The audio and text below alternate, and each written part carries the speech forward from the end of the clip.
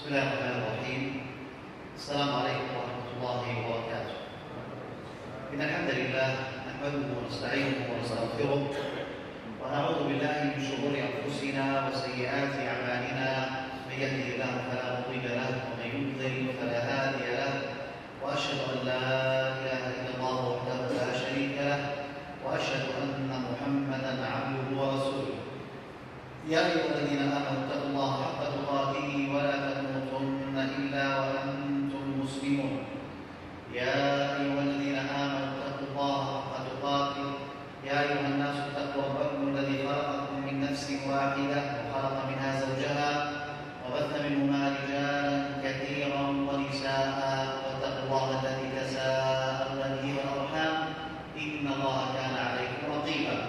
يا أيها الذين آمنوا اتقوا الله وقولوا قولا سديدا يصلح لكم أعمالكم ويغفر لكم ذنوبكم، ومن يطع الله ورسوله فقد فاز فوزا عظيما. أما بعد، نحمد الله سبحانه وتعالى أن يسر لنا هذا اللقاء، ويأتي هذا اللقاء بعد الانتهاء من موسم عظيم من مواسم الخير والبركة، ألا وهو موسم رمضان المبارك، شهر الصيام. Setelah puji Allah Subhanahu wa taala dan bersyahadat, kita menyampaikan salawat dan salam kepada Rasulullah dan keluarganya serta para sahabat. Beliau menyampaikan bahwa merupakan nikmat Allah Subhanahu wa taala di mana kita dapat berada di tempat ini setelah kita menjalani ibadah dalam satu musim atau dalam satu waktu yang banyak kita dianjurkan untuk beribadah, yaitu di bulan Ramadan. لماذا نتذكر رمضان وقد مضى عليه أكثر من 15 يوما؟ لأنه موسم عظيم لكل مسلم استفاد منه. Kenapa kita mengingatkan kembali bulan Ramadan yang sudah kita lalui sekitar 15 hari sebelumnya? Karena bulan Ramadan adalah bulan yang mulia yang harusnya memberikan manfaat yang banyak kepada kita dalam rangka mendekatkan diri kepada Allah Subhanahu wa taala. فالعبادات أيها الإخوة افترض الله سبحانه وتعالى علينا بغايات عظيمة وأهداف سامية. Semua ibadah sesungguhnya Allah Subhanahu wa taala telah wajibkan kepada kita dengan tujuan-tujuan tertentu dan hadaf atau keinginan atau sesuatu yang harus kita capai dari ibadah tersebut. فرمضان مدرسة تربى فيها المسلم على الطاعة، على الصلاة، على الصيام، على قراءة القرآن. Di dalam bulan Ramadan kita dididik untuk banyak beribadah, antara lain dengan berpuasa, sholat, membaca Quran. كذلك تربى وعود نفسه على حبسها عن شهواتها في النهار امتثالا لأمر الله سبحانه وتعالى. Dan juga di saat siang hari bulan Ramadan kita di samping melaksanakan ibadah puasa, kita juga mengendalikan nafsu kita atau mengendalikan diri kita dari hal-hal yang membatalkan puasa. تعود الإنسان في رمضان وتربى على أن يشعر بالآخرين، أن يشعر بإخوانه المسلمين خاصة الفقراء منهم، فإذا شعر بالجوع، شعر بالعطش، تذكر أنه إن جاع وعطش جزءا من اليوم فإن هناك من هو جائع وعطشان ليس يوما بل أياما. Di saat kita melaksanakan ibadah puasa, di samping itu adalah kewajiban kita. Di situ Allah Subhanahu wa taala mendidik kita agar kita merasakan betapa banyak dari saudara-saudara kita yang kita kelaparan. Kalau kita berpuasa ada menahan dari sejak waktu subuh sampai maghrib, tidak makan dan tidak minum. Tapi ada sebagian lain di antara kita yang Allah Subhanahu wa taala takdirkan kepada mereka, mereka tidak mendapatkan makanan dan minuman bahkan berhari-hari. ولذلك تجد المسلم في رمضان جوادا سخيا منفقا أكثر من غير شهر رمضان. Oleh karena itu umat Islam di bulan Ramadan jauh lebih murah daripada bulan-bulan yang lain, karena inilah tujuan daripada ibadah puasa kita. هذا كله بفضل الله سبحانه وتعالى، وأن الله عز وجل صفد الشياطين في هذا الشهر المبارك فلا يخلصون إلى بني آدم ليغوونهم ويضلونهم كما يفعلون في باقي الأشهر. Di antara keistimewaan Ramadan, Allah Subhanahu wa taala belenggu syaitan, di mana syaitan tidak mampu menggoda umat Islam yang sedang melaksanakan ibadah puasa. Kenapa? Karena maksudnya syaitan di dalam tubuh kita adalah melalui nafsu kita, sementara kita berpuasa dan kita mengekang hawa nafsu kita. ولذلك فإن الله عز وجل ختم آية أو بين لنا ما الواجب علينا في كتاب الشهر، فقال ولتكملوا العدة ولتكبروا الله على ما هداكم ولعلكم تشكرون. فشكر الله سبحانه وتعالى واجب على أن هيئ لنا هذا الشهر من أشهر العام حتى نتفرغ فيه ونتقرب فيه إليه سبحانه وتعالى مستفيدين من ذلك بقية شهور السنة. Adanya bulan Ramadan adalah nikmat besar kepada kita, di mana kita memiliki kesempatan yang banyak untuk lebih mendekatkan diri kepada Allah selama 1 bulan penuh. Makanya Allah Subhanahu wa taala sebutkan di dalam Al-Qur'an, "Wa litukabbirullaha 'ala ma hadakum wa la'allakum tashkurun." Setelah kita menyelesaikan bulan Ramadan, kita dianjurkan untuk tetap membesarkan Allah Subhanahu wa taala. Bertakbir adalah bagian daripada rasa syukur kita, di mana kita sudah memanfaatkan bulan Ramadan sebaik-baiknya dengan melaksanakan ibadah kepada Allah Subhanahu wa taala.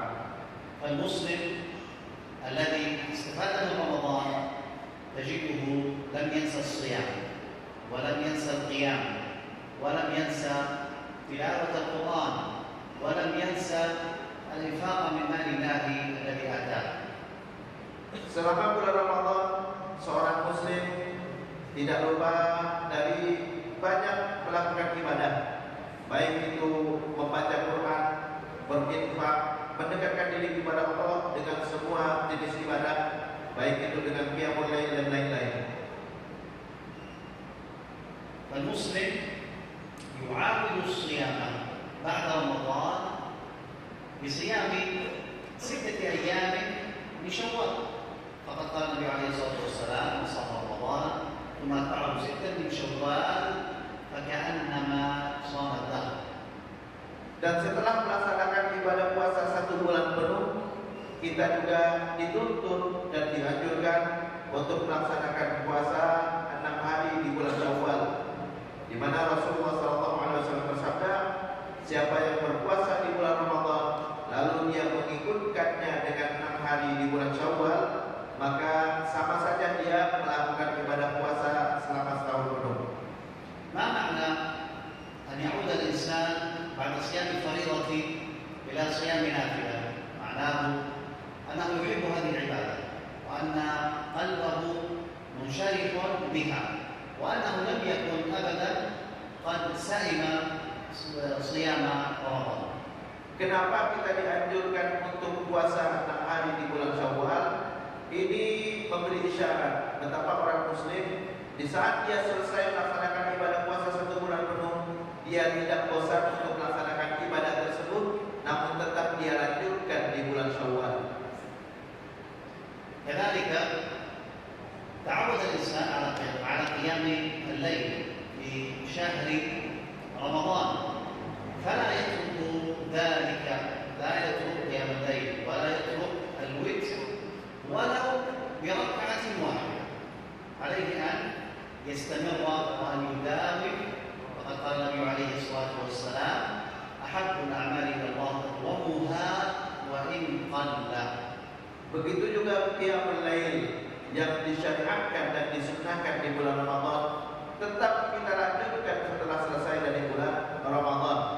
Kita melakukan qiyamul lail walaupun hanya kita laksanakan dengan 1 rakaat witir. Kenapa? Karena amal ibadah yang dicintai oleh Allah Subhanahu wa taala adalah amal yang rutin walaupun itu sedikit.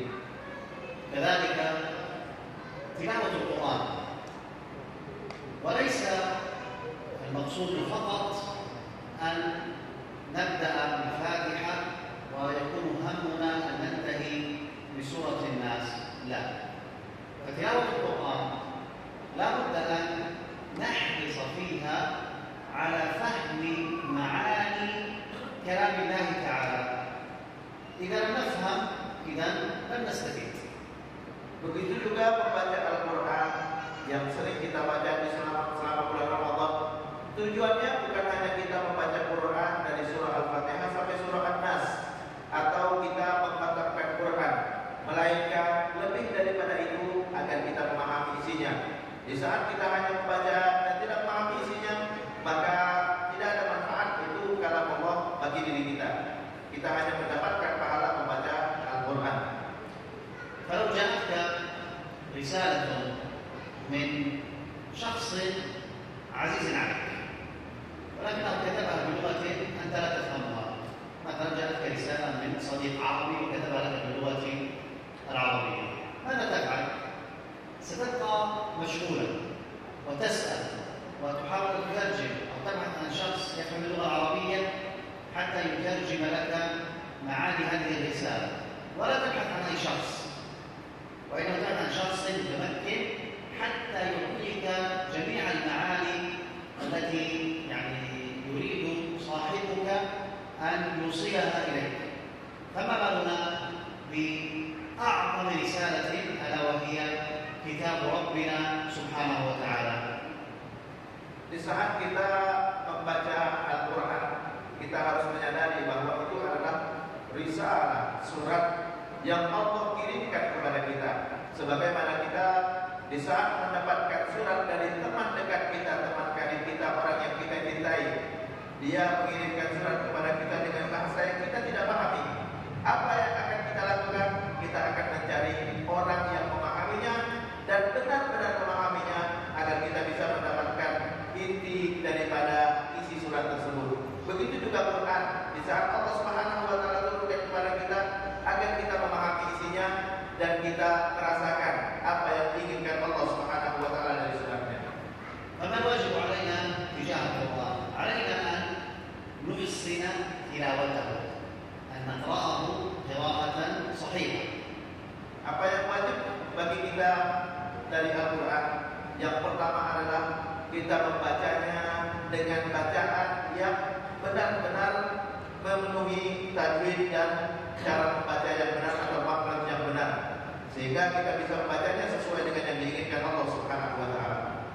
كذلك علينا أن نقرأ في التفسير والترجمات التي تترجم تفسير القرآن الكريم متيسرة متوفرة، سواء في الكتب المطبوعة أو في الإنترنت أو نحو ذلك. فلا بد أن تقرأ معاني التفسير حتى وأنت تقرأ تخشع في صلاتك وتفهم ماذا يريد الله سبحانه وتعالى منك. Setelah kita mampu membaca Al-Quran dengan sebaik-baiknya, dengan cara baca yang benar, setelah itu ada yang dituntut dari kita adalah kita memahami isinya. Dengan bagaimana caranya kita mencari tafsir-tafsir dari Al-Quran, baik yang tertulis di dalam kitab-kitab ataupun juga yang disebarkan lewat internet, supaya kita dapat memahami isinya. Dan di saat kita membacanya di dalam salat, kita benar-benar bisa khusyuk dan bertadabbur di isinya, bukan hanya sekedar membaca, tapi kita memahami isinya dan kita meresapi apa yang diinginkan Allah dari ayat-ayat tersebut. فنحن في هذه الزمان يسرت لنا فيه كثير من الوسائل، ولكن لا بد أن نستخدمها الاستخدام الصحيح، وأعظم استخدام هو أن تستخدمها في تعلم أمور دينك. Banyak sekali sarana yang ada di sekitar kita yang saat ini tersedia di sekitar kita yang harus kita manfaatkannya. Antara lain adalah dengan kita jadikan sarana tersebut untuk belajar, untuk memahami isi Al-Quran. النبي صلى الله عليه وسلم يقول: طلب العلم فريضة على كل مسلم، ومسلم هنا يدخل فيه الذكر والأنثى، أي مسلم ومسلم، فيجب على الرجل وعلى المرأة أن يتعلموا أمور دينهما. Wajib bagi setiap orang muslim untuk belajar, sebagaimana disebutkan di dalam hadis, "Talabul ilmi fardhun 'ala kulli muslimin." Menuntut ilmu wajib bagi setiap orang muslim. Muslim di sini bukan hanya laki-laki, tapi mencakup laki-laki dan perempuan. ونحن إذا نظرنا في كتب الفقه نجدها ونجد العلماء رحمهم الله وجزاهم عنا كل خير قد قربوا لنا العلم ويسروه ووضحوه. فتبدأ بالعبادات، كتاب الطهارة، الصلاة، الصيام، الحج، الزكاة، ثم بعد ذلك تنتقل إلى المعاملات، وهكذا.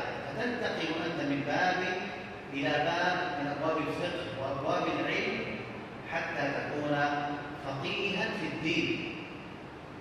Jika kita kembali kepada kitab-kitab fikih sudah menyediakan banyak sekali hal-hal yang kita butuhkan dalam ibadah kita, baik itu dalam ibadah muamalah dan lain-lain.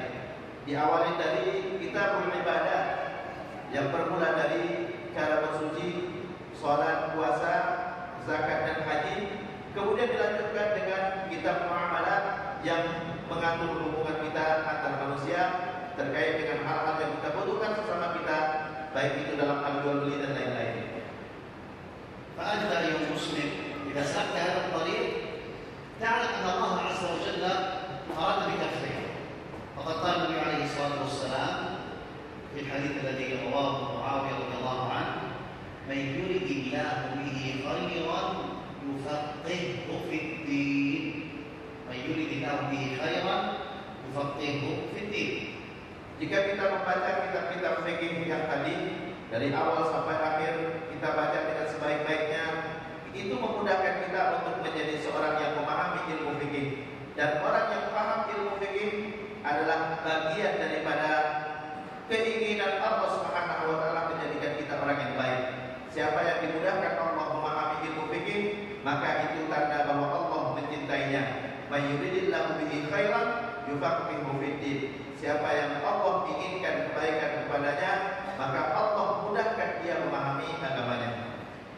والفقه في الدين ليس مقصورا فقط على أحكام العبادات والمعاملات، بل أيضا يشمل ما هو أعظم من ذلك، ألا وهو علم العقيدة وعلم التوحيد. Fikih tidak hanya terkait dengan perkara ibadah dan juga perkara muamalah, namun juga mencakup hal-hal terkait dengan tauhid dan akidah. فأركان الإيمان 6: أن تؤمن بالله وملائكته وكتبه ورسله واليوم الآخر، وأن تؤمن بالقدر خيره وشره. لا بد أن تتعرف وأن تدرس هذه الأركان ال6 حتى تفهم حقيقة الإيمان. كذلك أركان الإسلام 5: تشهد أن لا إله إلا الله وأن محمدا رسول الله، وتقيم الصلاة وتؤتي الزكاة وتحج وتصوم رمضان وتحج البيت إن استطعت إليه سبيلا. فالركن الأول في أركان الإسلام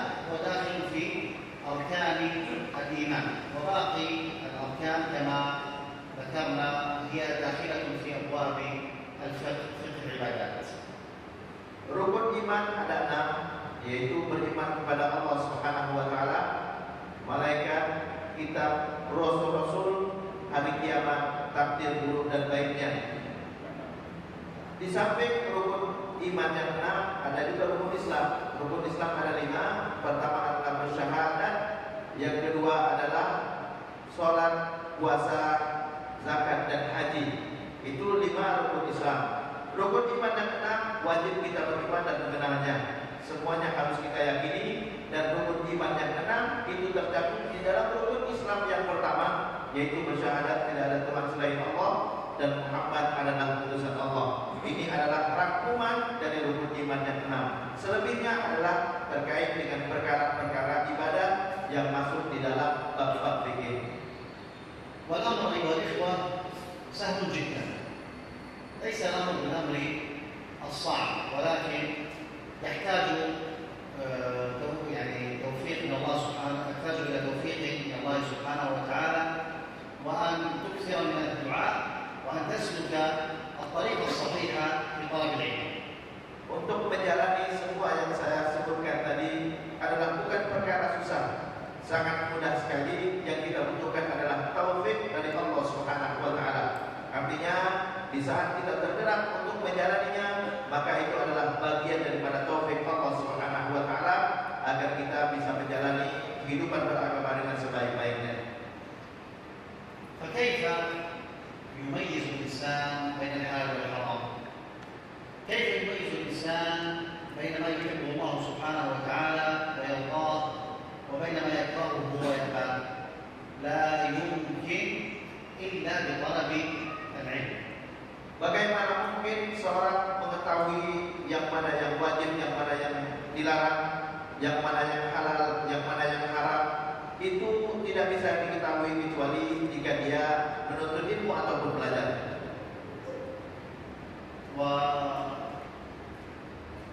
والكلام حول طلب العلم كثير، وعلينا أن نجتهد في هذا الطريق، لأنه لا سبيل لعزتنا ورفعتنا في هذه الدنيا والفوز والنجاة يوم القيامة إلا بالتمسك بكتاب الله وبسنة رسوله صلى الله عليه وسلم. Menuntut ilmu adalah bagian kita mendapatkan hidayah Allah Subhanahu wa taala. Di saat kita sudah mendapatkan hidayah, maka kita akan tergerak untuk menjalani syariat Islam baik berdasarkan Al-Qur'an maupun sunnah Rasulullah sallallahu alaihi wasallam. فبطالب العلم نعرف أن الإنسان عليه أن يداوم على طاعة الله سبحانه وتعالى، فما تعلمناه واستفدناه في شهر رمضان علينا أن نستمر عليه وأن لا ننساه. Dengan menuntut ilmu kita mengetahui bahwa semua ibadah yang kita lakukan perlu kesinambungan, perlu kita lakukan secara terus-menerus, tidak hanya berhenti di bulan Ramadan, tapi kita lanjutkan di bulan-bulan setelahnya. واعلموا أيها الإخوة أن من علامة قبول الطاعة أن يوفق الإنسان لعمل الطاعة بعدها، ومن علامة رد الطاعة عمل السيئة بعدها. فلينظر كل واحد منا في نفسه كيف حاله في رمضان وكيف حاله بعد رمضان. Di antara tanda diterimanya amal ibadah kita adalah bahwa kita terus-menerus melakukan kebaikan atau melakukan ibadah yang kita lakukan sebelumnya. Kalau setelah Ramadan kita akan terus melakukan ibadah yang kita laksanakan di bulan Ramadan, maka itu berarti tanda amal ibadah kita diterima. Begitu juga sebaliknya, tanda bahwa ditolaknya amal ibadah kita adalah kita melakukan keburukan atau tidak sama dengan apa yang kita lakukan selama bulan Ramadan. Kalau setelah bulan Ramadan kita kembali seperti semula, sama dengan sebelum kita masuk bulan Ramadan, maka itu berarti amal ibadah kita selama ini ditolak oleh Allah Subhanahu wa taala. ونحن نقول هذا لا ننسى أننا بشر، فلسنا بملائكة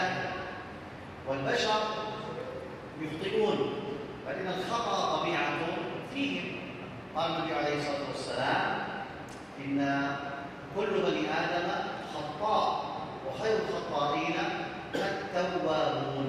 نعم، كلنا نخطئ، كلنا نذنب، ولكن من تاب تاب الله عليه، ومن استمر في المعاصي فإنما يستمر في غضب الله وسخطه. Kita lakukan itu semua, kita menjadi lebih baik setelah Ramadan. Ini bukan berarti kita akan lepas daripada kesalahan, karena manusia tidak ada yang luput dari kesalahan. Kullu bani Adam khata'un wa khairul khata'ina tawwabun, seperti yang disebutkan dalam Rasulullah SAW. Setiap anak Adam pasti bersalah, dan sebaik-baik orang yang bersalah adalah yang mengakui kesalahannya. فعلينا دائما وابدا ان نتوب الى الله عز وجل من جميع الذنوب. يا ايها الذين امنوا توبوا الى الله توبه نصوحا. Karena kita merasakan atau menyadari bahwa kita tidak pernah luput daripada kesalahan, maka hendaknya kita senantiasa bertaubat kepada Allah Subhanahu wa taala. Sebagaimana Allah berfirman, "Wahai orang-orang yang beriman, bertakwalah kepada Allah dengan taubat yang nasuha." من تاب توبة نصوحا ما جزاؤه؟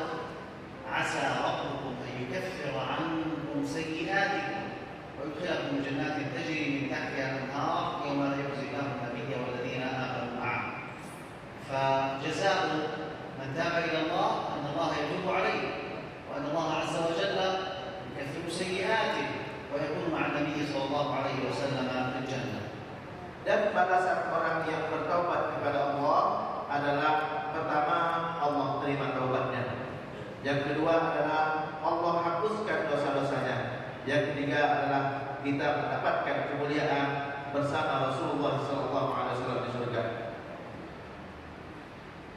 والتوبة أيها الإخوة هي الإقلاع عن الذنب والندم على ما فعل، وأن يعزم ألا يرجع إلى المعصية، فبهذا تكون التوبة توبة نصوحا. Taubat adalah di mana kita mengakui kesalahan kita dan bertekad untuk tidak mengulangi kembali dan akan menggantinya dengan amal kebaikan yang banyak. Di saat kita melakukan ini, maka taubat kita dinamakan dengan taubat nasuha. فإن رجع الإنسان إلى الذنب فإن عليه أن يتوب. Di saat seorang melakukan perbuatan dosa, maka diharuskan dia segera bertobat kepada Allah Subhanahu wa taala. ولو رجع إلى الذنب فإن عليه أن يتوب. مهما أذنب فإن له ربا يغفر الذنب. ربنا من أسمائه الرحمن والرحيم والغفور، فهو يرحم عباده ويغفر لعباده، ومن أسمائه التواب فهو يتوب على من تاب سبحانه وتعالى. Kapanpun kita melakukan dosa atau bahkan setelah kita bertaubat, kita terjerumus kembali kepada dosa yang kita tidak sengaja, maka Allah Subhanahu wa taala tetap akan menerima taubat kita. Karena Allah memiliki sifat Rahman dan Rahim, Maha Pengasih lagi Maha Penyayang, dan Allah juga mempunyai sifat Tawwab, yaitu Maha menerima taubat hamba-Nya. Di saat kita bertaubat kepada Allah, Allah selalu membuka pintu taubatnya. وكثير من الناس تجده يستمر في المعاصي ولا يتوب لأنه لا يعلم هذه الأمور، ويقول أنا أذنبت ذنوبا كثيرة والله عز وجل لا يغفر ذنوبي. فنقول لا، إن الله سبحانه وتعالى يغفر الذنوب جميعا، بل الله قال قل يا عبادي الذين أسرفوا على أنفسهم. ما معنى أسرفوا على أنفسهم؟ أي أكثروا من المعاصي. لا تقنطوا من رحمة الله، إن الله يغفر الذنوب جميعا. لا تيأسوا من رحمة الله، فإن الله سبحانه وتعالى غفور يغفر الذنوب جميعا، إنه هو التواب الرحيم. Sebagian kita merasa bahwa dia sudah melakukan dosa yang banyak dan dia merasa bahwa pintu taubat susah untuk dibukakan kepadanya. ini adalah pemahaman yang salah. Karena tidak ada dosa yang tidak diampuni Allah Subhanahu wa taala. Semua dosa akan diampuni Allah selama kita kembali kepada Allah Subhanahu wa taala. Bahkan Allah menyebutkan di dalam Al-Qur'an, wahai orang-orang yang sudah terlalu banyak berbuat dosa, la taqnatu min rahmatillah. Jangan putus asa dengan rahmat Allah Subhanahu wa taala. Kenapa? Karena Allah akan mengampuni dosa secara keseluruhan. Sungguhnya Allah Maha Pemberi taubat lagi Maha Penyayang. وباب التوبة مفتوح إلى أن تصل الروح إلى الحلقوم في حالة الاحتضار والموت. إذا تاب الإنسان وقد رأى الموت وعاين ملائكة الموت فهنا لا تقبل التوبة. وكذلك لا تقبل التوبة إذا رأى الشمس، إذا خرجت الشمس من مغربها، وهذا يكون في قبل قيام الساعة، علامات الساعة الكبرى. الشمس تشرق من المشرق، ولكن في آخر الزمان وعند نهاية العالم لا تشرق من المشرق وإنما تشرق من المغرب. فإذا رآها الناس قد أشرقت من المغرب آمن الناس كلهم، وهنا لا ينفع نفسا إيمانها لم تكن آمنت من قبل أو كسبت في إيمانها خيرا. Taubat senantiasa terbuka, tidak pernah ditutup pintu taubat sama sekali, kecuali di saat seorang sudah mengalami sakaratul maut, artinya nyawa sudah berada di tenggorokannya, maka saat itu taubat sudah ditutup. Atau kiamat sudah tiba, yaitu salah satunya adalah ditandai dengan terbitnya matahari dari barat dan terbenam di timur. Dan ini adalah tanda hari kiamat yang besar. Kalau sudah matahari terbit di barat, maka berarti pintu taubat sudah ditutup oleh Allah Subhanahu wa taala. ومما يعين الإنسان على الاستقامة وعلى التوبة صحبة الصالحين. فالصالحون يذكرونك إذا نسيت وينصحونك إذا أخطأت. Untuk membantu kita bertaubat adalah kita senantiasa berdampingan dengan orang-orang yang soleh. Kenapa? Di saat kita berada di dekat orang yang soleh, di saat kita melakukan kesalahan dia menegur kita, di saat kita tidak melakukan ketaatan dia akan menasihati kita. وعكس ذلك مما يجر الإنسان إلى المعصية ويجعله يستمر عليها ولا يتوب منها الصاحب السيء، الصاحب الطالح. فهذا يحب أن يكون الناس مثله عصاة، ولذلك يزين الباطل حتى يكثر أصحابه ويكون سببا في ضلاله وسببا في معاصيه. Begitu juga sebaliknya, di saat kita memiliki teman-teman yang banyak berlumuran dosa atau banyak melakukan perbuatan maksiat atau ar-rajulul salih, maka dia lebih cenderung untuk menarik orang menjadi sepertinya. Karena bagaimanapun orang yang bermaksiat, dia menginginkan teman yang bisa menemaninya melakukan perbuatan maksiat. Kalau kita banyak berteman dengan orang-orang seperti ini, maka kita akan lupa daripada taubat, justru kita akan terjerumus kepada maksiat yang dia lakukan. وهذه المعاصي كما تعلمون أيها الإخوة لها علاقة بالشهوات. ومن الذي يحب الشهوات ويدعو إليها؟ إنه الشيطان الرجيم. قال تعالى: والله يريد أن يتوب عليكم ويريد الذين يتبعون الشهوات أن تميلوا ميلا عظيما. فأصحاب الشهوات يزينون الشهوات ويبينون أنها ملذات وأنها يأنس بها الإنسان، ولكن هي في حقيقتها لذة في لحظة ولكنها حسرة وندامة. الله المستعان. Dan pintu dari maksiat adalah syahwat. Di saat kita mengikuti syahwat kita, cenderung kita melakukan kesalahan. Dan pintunya syaitan adalah dari syahwat. Syahwat yang akan menghiasi perbuatan maksiat, menjadikan perbuatan maksiat itu sepertinya indah di mata kita atau indah dalam perasaan kita, padahal itu menjauhkan kita dari Allah Subhanahu wa taala. Kesenangan sesaat yang kita lakukan itu justru menjauhkan kita dari Allah Subhanahu wa taala. إذا أطعت فأنت تطيع من؟ فأنت تطيع الله سبحانه وتعالى. وإذا عصيت فأنت تعصي من؟ فإنك تعصي الله سبحانه وتعالى. Kita di saat melakukan perbuatan taat adalah kita taat kepada Allah Subhanahu wa taala. Dan di saat kita melakukan perbuatan maksiat, maka kita bermaksiat kepada Allah Subhanahu wa taala. والله عز وجل هو خالق السماوات والأرض، وهو مالك السماوات والأرض ومن فيهما وما بينهما سبحانه وتعالى، الملك القدوس العظيم الذي وسع كل شيء علما وأحاط بكل شيء سبحانه وتعالى. Allah Subhanahu wa taala yang menciptakan semua alam ini.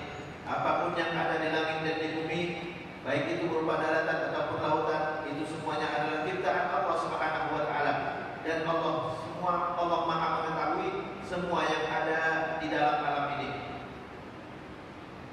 فعلينا أن نستمر في الطاعة وألا ننسى ما كان منا في رمضان وما وفقنا الله سبحانه وتعالى إليه، وأن نداوم على هذا في بقية العام من الإكثار من صيام النوافل ومن قيام الليل كما قلت، ولو بركعة من تلاوة القرآن وفهمه، فهم معانيه، وكذلك الصدقة وتفقد الفقراء والمساكين والمحتاجين، فإن هذه العبادات تفعل في كل أشهر العام، ولكن في رمضان تجد النفس يعني مقبلة عليه وتتعود عليه حتى يكون هذا منهجها في باقي شهور السنة. Bagian daripada taubat kita kepada Allah Subhanahu wa taala adalah kita lanjutkan semua ketaatan, semua ibadah yang kita lakukan selama bulan Ramadan. Kita berpuasa bukan hanya di bulan Ramadan, tapi sepanjang tahun kita melakukan puasa-puasa sunnah sampai datang Ramadan berikutnya. Begitu juga qiyamul lail, bukan hanya kita melakukannya di bulan Ramadan, tapi tetap kita melakukan qiyamul lail di bulan-bulan yang lain. Begitu juga berinfak dan melakukan perkara-perkara yang menunjukkan kemurahan kita, bukan hanya kita lakukan di bulan Ramadan, tapi juga kita lakukan di bulan-bulan yang lain. Karena tujuan daripada ibadah adalah agar hubungan kita dengan sama tetap menjadi baik. فنسأل الله سبحانه وتعالى أن يجعلنا من أهل الاستقامة، ونسأله سبحانه أن يهدينا إلى الصراط المستقيم، وفي الصراط المستقيم وعلى الصراط المستقيم يوم القيامة، وأن يثبتنا على ذلك إلى أن نلقاه، وأن يميتنا على التوحيد والسنة. وصلى الله وسلم على نبينا محمد وعلى آله وصحبه وسلم.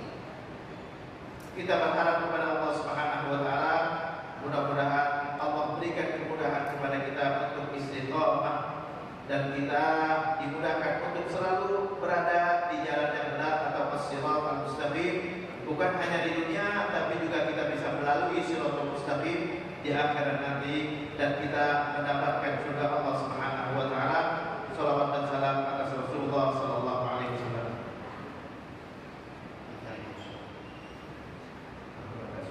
Ada yang mau bertanya?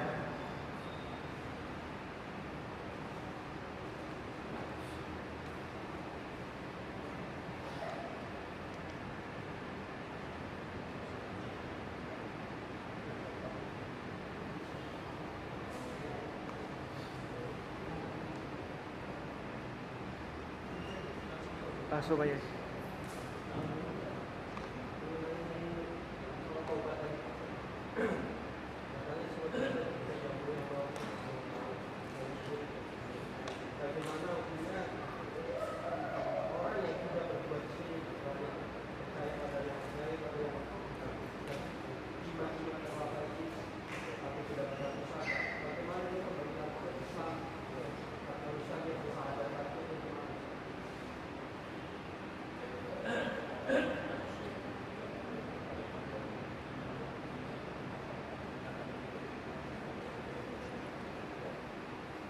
نعم.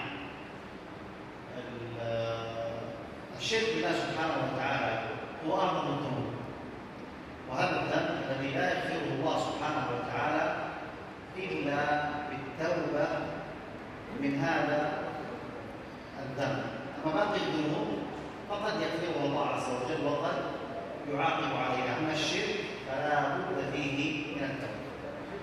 الذي ذكره السائل هو داخل في الشرك الأصغر الذي لا يخرج من الملة، فهنا لا يلزم علق كلمة أن يتشهد لأنه بقي على الإسلام ولكنه وقع منه هذا الشرك الأصغر غير مخرج من الملة، فلا يشترط هنا أن يتشهد لأنه لم يخرج من الإسلام. والله أعلم. Jadi dosa yang diampuni Allah Subhanahu wa taala adalah selain daripada menyekutukan Allah Subhanahu wa taala. Kalau dosa-dosa yang lain selain daripada menyekutukan Allah itu akan diampuni Allah dengan ibadah-ibadah kita dan taubat-taubat kita. Tapi kalau kita menyekutukan Allah harus kita bersyahadat kembali. Adapun orang yang menggunakan jimat-jimat, ya, selama dia tidak meyakini adanya kekuatan yang sama dengan kekuatan Allah, maka itu tidak perlu dia bersyahadat. Tidak perlu dia bersyahadat, cukup dia taubat kepada Allah Subhanahu wa taala, kembali kepada Allah, jangan dia pakai lagi.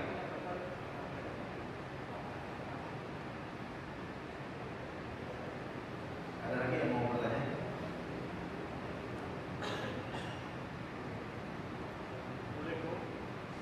Saya mempunyai keluarga yang sudah 7, kemudian beliau itu sangat susah untuk diajak beribadah. Bahkan di usianya yang sangat subur itu beliau masih suka melakukan perzinahan. Nah, mungkin di sini bisa diberikan tips atau saran bagaimana untuk mengajak keluarga tersebut untuk kembali ke jalan Allah.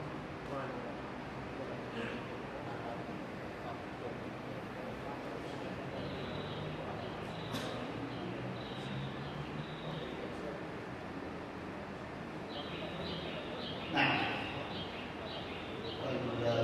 النصيحة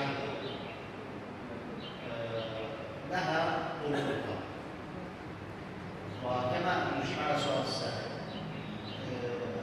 هذا المريض ويكبره في السن، وظاهر السؤال أن هناك فرقا كبيرا في السن بينهم، فإذا الغالب هنا أنه لن يستجيب له، الغالب أنه لن يستجيب له، لكن ممكن يبحث عن يعني من هو في مثل سنه أو من هو قريب منه أو ممن له تأثير عليه، فممكن أن يكون ذلك الآخر فيكلمه، ولعل الله سبحانه وتعالى يشرح صدره للهداية وترك المعاصي، ولا يمنع، بل الأصل هو الترقف مع العصاة حتى نساعدهم ونكون عونا لهم على ترك معاصيهم.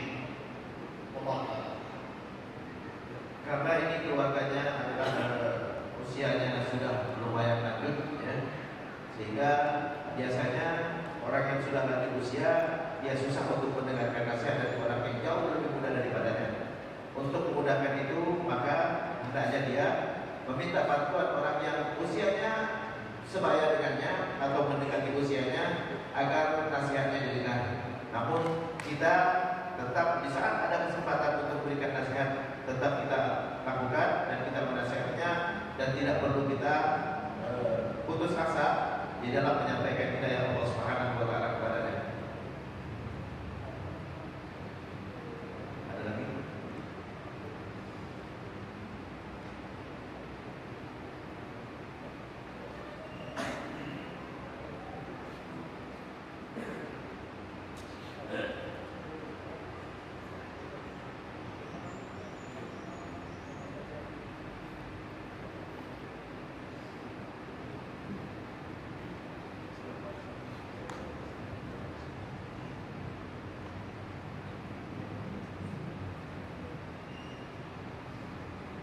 Soalan lagi, kebetulan ada syekh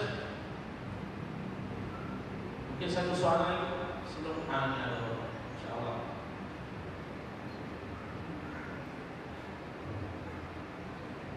Apa Pak? Soalan apa?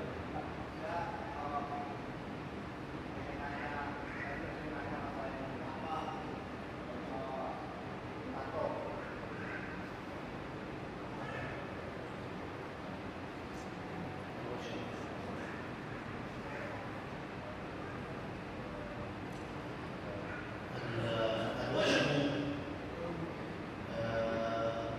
من كبائر الذنوب،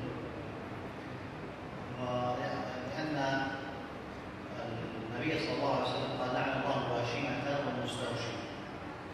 فعلى الإنسان الذي وقع في هذا أن يتوب إلى الله سبحانه وتعالى، وكما قلت التوبة الندم، وأن يعزم أن لا يعود، وأن يعني يقلع ولا يفعل هذا مرة أخرى. فهذه التوبة يعني يقبلها الله سبحانه وتعالى. إن استطاع أن يزيل هذا يزيله، وأظن صعب لا يمكن أن يزال. فلو بقي فيعني لا يضره إن شاء الله، لأنه تائب، والتائب من الذنب كمن لا ذنب له. Jadi tato atau al-washm dalam bahasa Arabnya itu adalah dosa besar. Jadi siapapun yang membuat tato adalah dosa. Kenapa? Karena Rasulullah melaknat orang yang membuat tato dan tidak dibuatkan tato. Ta'alallahu al-washimah wal mustawshimah. Karena larangan ini, maka orang yang membuat tato hendaknya bertobat kepada Allah Subhanahu wa taala. Kembali kepada Allah Subhanahu wa taala dan jangan dia ulangi kembali, karena apapun yang sudah dilaknat oleh Rasulullah adalah dosa besar.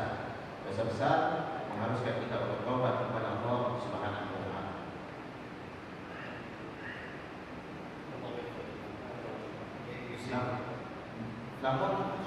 Namun dosa tersebut adalah tetap bisa diampuni.